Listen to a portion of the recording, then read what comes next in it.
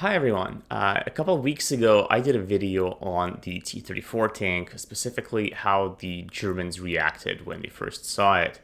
Now, I mostly focused on what the higher-ups thought, the technical specialists, and sort of the technical solutions and their kind of analysis of the design and the bits and pieces they incorporated into the design of their own tanks.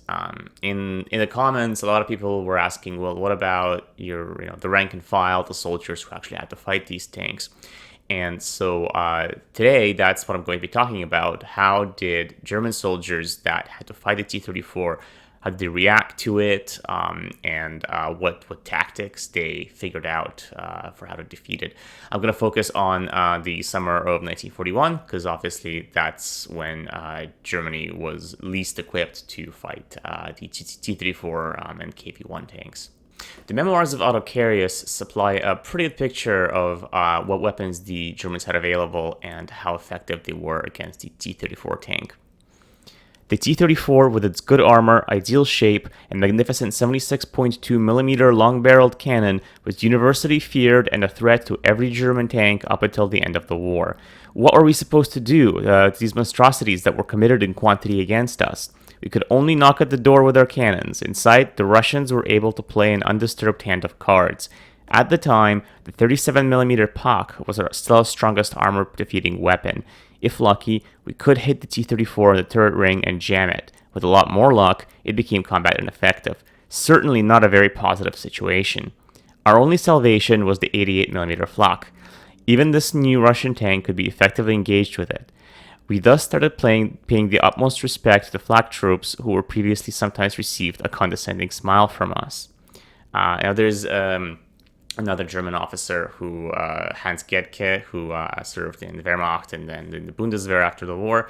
He provides a very similar opinion. We had really nothing useful except a 3.7cm anti-tank cannon, the one we later nicknamed, as enemy armor became thicker, the tank door-knocking apparatus. We also had some 13mm anti-tank rifles, a very long instrument that rested on a little bipod, and that sometimes could be used to shoot up very light tanks. And of course, there were the usual close combat methods, explosives. Sometimes we knocked off a tank with direct fire from an artillery piece where it happened to work out. The next weapon we received was the 5cm anti-tank cannon, but this was already considerably heavier and less mobile. This was then followed by the 7.5cm, but the most feared, and from our side the most valued, instrument was the 8.8cm. Unfortunately, this was very mobile and as big as a barn. Now, the instructions that were issued to German troops around that time agree with these recollections. So troops were instructed to use the 88mm gun to engage heavily armored vehicles. So, for example, this instruction manual said fire from 800 meters. Other instruction manuals said you could fire from 500 to 600 meters just to really be sure to hit and destroy the T-34 tank. If you were lucky enough to have a 105mm flak gun, so the 38 or 39, you could fire at ranges of up to 1200 meters and still defeat the T-34's armor. If you had a 75mm or 105mm field artillery, you could fire high explosive ammunition at the tracks or the suspension, and you could, even if you didn't destroy the tank, you could still immobilize it. 105mm guns could also fire heat, high explosive anti-tank ammunition that could still penetrate the T-34's armor as well. So the 5cm POC 38 anti-tank gun wasn't really effective against the front armor of the T-34 tank, except at very close range, but it was still effective against the sides. German instruction manuals say that you can penetrate the side from up to 700 meters.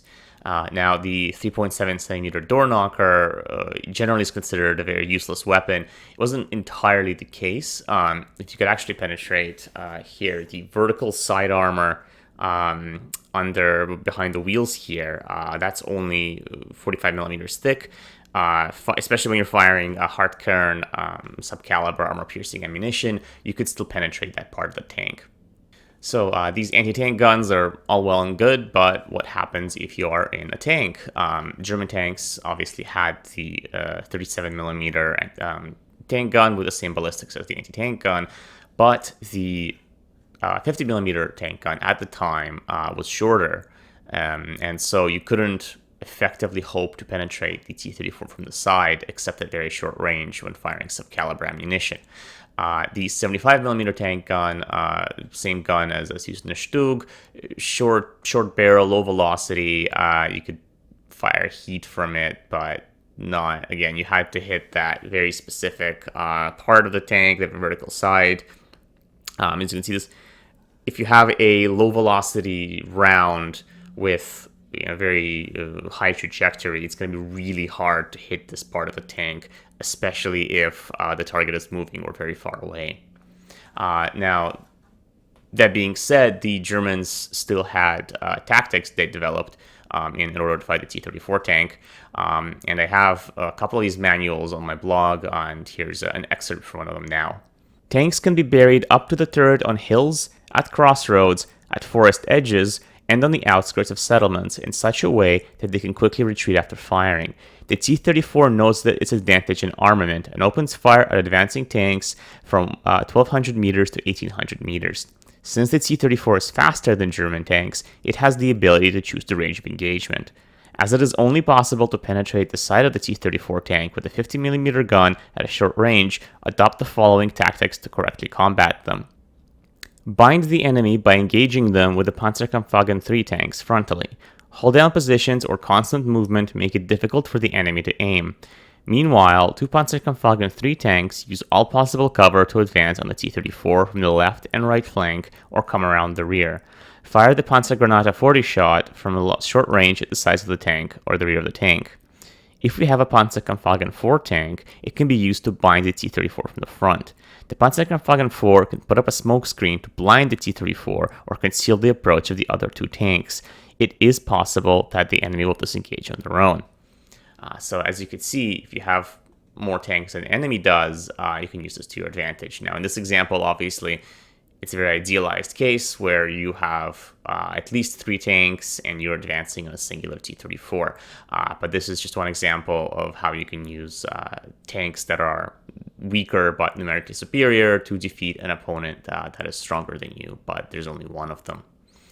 So these are some tactics for tank guns and anti-tank guns, but, well, sometimes you just don't have either of those. If you're an infantryman and you encounter a tank just kind of in the open, and remember, this was the summer of 1941, before the Panzerfaust or really any of these anti-tank weapons, man-portable anti-tank weapons, that can be quite daunting. And the Germans did train against this kind of threat, where infantry were taught to engage enemy tanks as well. So the one thing that infantrymen could rely on was armor-piercing bullets. So you German riflemen were given 10 armor-piercing bullets. Machine gunners had 100. These bullets were quite effective at suppressing enemy tank crews and blinding them. So at least you would be able to force the enemy to close their hatch and button down in the tank. At worst, you can actually knock out some of their observation devices. So the tank is effectively blinded. And this is one of the things that German infantry training really tried to stress, is that tanks are blind. And one of the things they actually tried to do is let their anti-tank or infantrymen sit in a tank at least once, because when you're in this, when you're outside of a tank, it looks like just an impregnable fortress. When you're inside the tank, the weaknesses very quickly become apparent. So much actually like Soviet anti-tank strategies, they were taught to sit down, hide in your slit trench or in your foxhole, sit tight, let the enemy tank pass over you, and then you can pop up in its blind spots. And there was a T-34 combat manual that kind of showed you where the blind spots were, and where the enemy can't see you, but also where the enemy can see you but not shoot you. Because the T-34 did have these pistol ports here on the side of the turret, and one in the back, in addition to the main guns. But if you get close enough to the tank, if you're all the way down here, you can't really, they can't shoot at you even through the pistol port. Once you are in that close range of the tank, you can try to immobilize it or blind it somehow. So, pretty classic move is a Molotov cocktail or a bundle of grenades. And you could throw that under the tracks, try to disable it, throw up here on the engine deck. That turned out to be pretty ineffective. The Germans wrote that the grenades have a tendency to just bounce off or roll off and explode harmlessly somewhere else. Interesting technique was to tie two grenades together, throw them, and try to loop the cord over the barrel so the explosion is guaranteed to happen kind of somewhere out in the front. You could do two things with that. If you have a high explosive grenade, it can explosion here can knock out maybe the driver's vision ports. It can knock out the gun, the machine gun, the gunner's optic. But if you have smoke grenades and they cook off here and the smoke kind of covers the entire front of the tank, what you could do is, they note that if you turn the turret sideways, the smoke doesn't cover the driver's vision port anymore, and the tank would be able to drive away and wait until either the smoke clears or get out and toss off the wire and the grenades. But that still has the effect of taking the tank out of combat temporarily.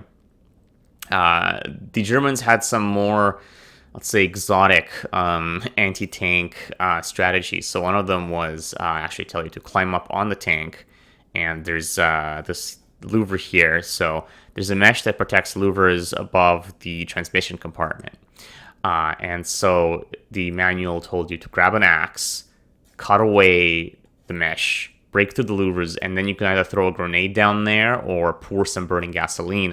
But as you can kind of guess, this is a very time-consuming strategy that relies on the tank not really doing anything to stop you from doing this. Maybe if you don't have a grenade or extra gasoline, one thing that the Germans instruct you to do is grab a bucket of mud, and you can climb on the tank and smear the mud over all the vision ports and blind the tank. Now, of course, if the tank is immobilized and has no support, you could do that if the tank moves around or if there's infantry supporting it or other tanks supporting it. This is not really a very good strategy, and it might get you killed very quickly. So obviously some of these techniques were more effective than others. So as you can see here, the T-34 tank, despite its impressive armor, as Autocarrius recollects, was definitely not invulnerable even in the summer of 1941. Now, of course, in order to penetrate its armor and overcome its other defenses, the Germans had to apply some creative and sometimes risky tactics.